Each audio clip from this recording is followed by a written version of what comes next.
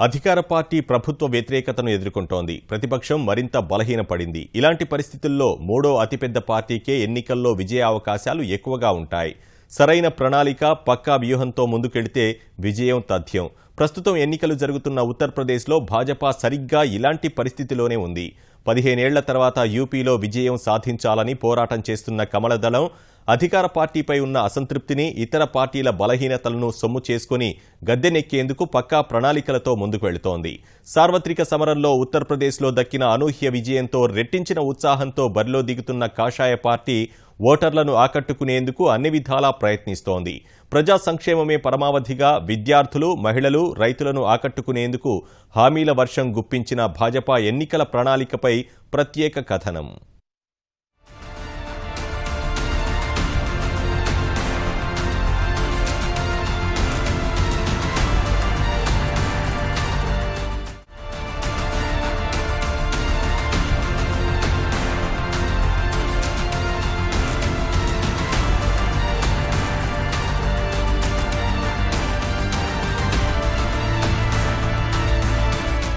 ఉత్తరప్రదేశ్లో 15 ఏళ్ల తర్వాత అధికారం చేపట్టేందుకు ఉన్న అన్ని అవకాశాలను భాజపా సద్వినియోగం చేసుకుంటోంది. లోక్సభ సమరంలో అనూహ్య ఫలితాలు రాబట్టుకుని యూపీలో తమదైన ముద్ర వేసిన కమలదళం అసెంబ్లీ పోరుల్లోనూ అదే జోరు కొనసాగించేందుకు వ్యూహాలు సిద్ధం చేసుకుంది. ఎన్నికల ప్రణాళికలో రైతులు, మహిళలు, విద్యార్థులకు పెద్దపీట వేసి ఆకట్టుకునే ప్రయత్నం చేసింది. ప్రజా సంక్షేమానికి ప్రమాణపత్రం పేరిట మేనిఫెస్టో విడుదల చేసిన భాజపా అన్ని వర్గాలను అక్కును చేర్చుకునేందుకు ప్రయత్నించింది. ఒక్కో వర్గాన్ని ఆకర్షించేందుకు ఒక్కో ప్రణాళిక రచించిన కమలదళం ఒక్కసారి తమకు అవకాశమిస్తే 5 ఏళ్లలో రాష్ట్ర భవిష్యత్తును మార్చేస్తామని ఓటర్లకు విజ్ఞప్తి చేస్తోంది.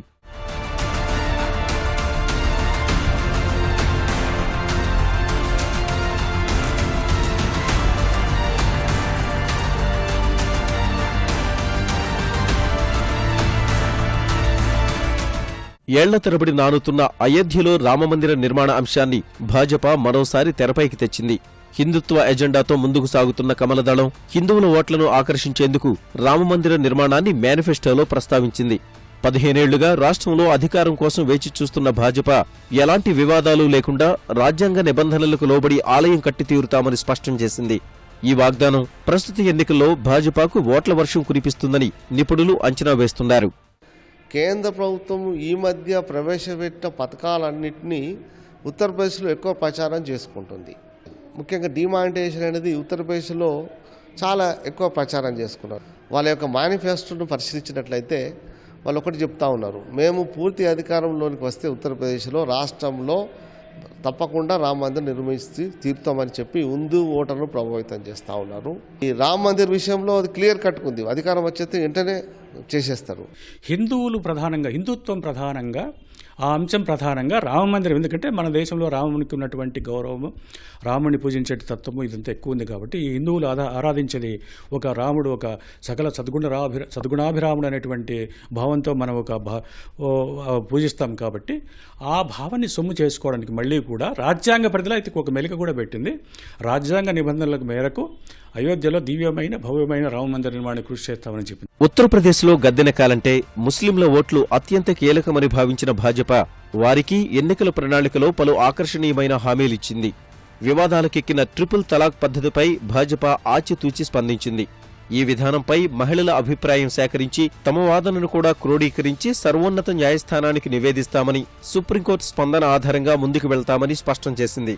సమాజ్వాదీ, బీఎస్పీ హయాంలో గత 15 ఏళ్లుగా రాష్ట్రంలో తరచూ జరుగుతున్న మతపరమైన ఉద్రిక్తతల వల్ల ప్రజలు వలసలు వెళ్లిపోతుండడాన్ని గుర్తించిన కమలదళం ఈ వలసల్ని అడ్డుకునేందుకు జిల్లా స్థాయిలో ప్రత్యేక బృందాలు ఏర్పాటు చేస్తామని హామీ ఇచ్చింది. మూకుమ్మడి వలసలకు జిల్లా కలెక్టర్లనే బాధ్యుల్ని చేస్తామని పేర్కొంది. అక్రమ యాంత్రిక పశు వధశాలలు మూసివేస్తామని ప్రకటించింది.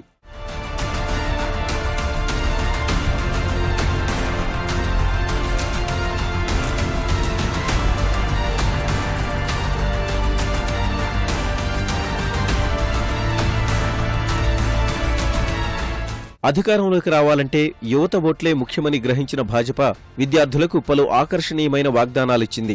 12వ తరగతి వరకు ఉచిత విద్యనందిస్తామని, ప్రతిభావంతులైన విద్యార్థులకు డిగ్రీ వరకు రుసుములు రద్దు చేస్తామని ప్రకటించింది. డాక్టర్ అంబేద్కర్, ఓబీసీ నేత అహల్యాబాయ్ హోల్కర్ పేరిట విద్యార్థులకు ఉపకార వేతనాలందించేందుకు 500 కోట్లతో నిధి ఏర్పాటు చేస్తామని తెలిపింది. ఉద్యోగ నియామకాల్లో అవినీతిని నియంత్రించేందుకు కేంద్రంలో మాదిరే రాష్ట్రంలోనూ 3, 4వ తరగతి ఉద్యోగాలకు ముఖాముఖి రద్దు చేస్తామని హామీ ఇచ్చింది. విద్యార్థులకు అండగా నిలిచేందుకు సమాజ్వాదీ పార్టీ ఇప్పటికే ల్యాప్టాప్లు పంపిణీ చేయగా, మరో అడుగు ముందుకేసిన భాజపా ల్యాప్టాప్లతో పాటు 1 GB డేటా కూడా ఉచితంగా ఇస్తామని ప్రకటించింది. రాష్ట్రంలోని అన్ని విశ్వవిద్యాలయాల్లో ఉచిత వైఫై ఏర్పాటు చేస్తామని వాగ్దానం చేసింది. కళాశాలల్లో చదువుకునే అమ్మాయిల భద్రతకు ప్రాధాన్యతనిచ్చిన భాజపా విద్యార్థినులు వెంటపడి వేధించే ఆకతాయిల్ని నియంత్రించేందుకు యాంటీ రోమియో స్క్వాడ్స్ ఏర్పాటు చేస్తామని ప్రకటించింది. 15 ఏళ్ల పరిపాలనలో పార్టీలు పూర్తిగా యూపీ రాజకీయాలను అవినీతిమయం చేశాయండి. పరిపాలన బాధ్యత రాహిత్యం, హింసను ప్రజ్వలింపజేసేటట్టు సంఘటనలు సాగాయి.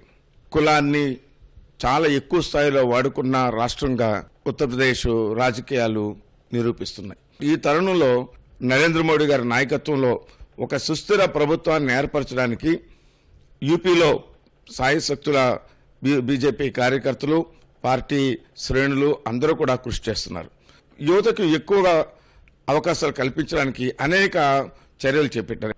ఒక రాజకీయ సుస్థిరత కలిగినటువంటి పరిపాలనను వచ్చే 5 ఏళ్లు అందించడానికి, భారత రాజకీయాల్లో ఒక కొత్త మలుపు తీసుకుని రావడానికి అనేక పథకాలని వాళ్ళు తీసుకొస్తున్నారండి. అందరికీ అన్నం పెట్టే అన్నదాత శ్రేయస్సుకు భాజపా అగ్రతాంబూలం ప్రకటించింది. చిన్న, సన్నకారు రైతులకు వ్యవసాయ రుణమాఫీ చేస్తామని, కర్షకులకు వడ్డీ లేని రుణాలు మంజూరు చేస్తామని హామీ ఇచ్చింది.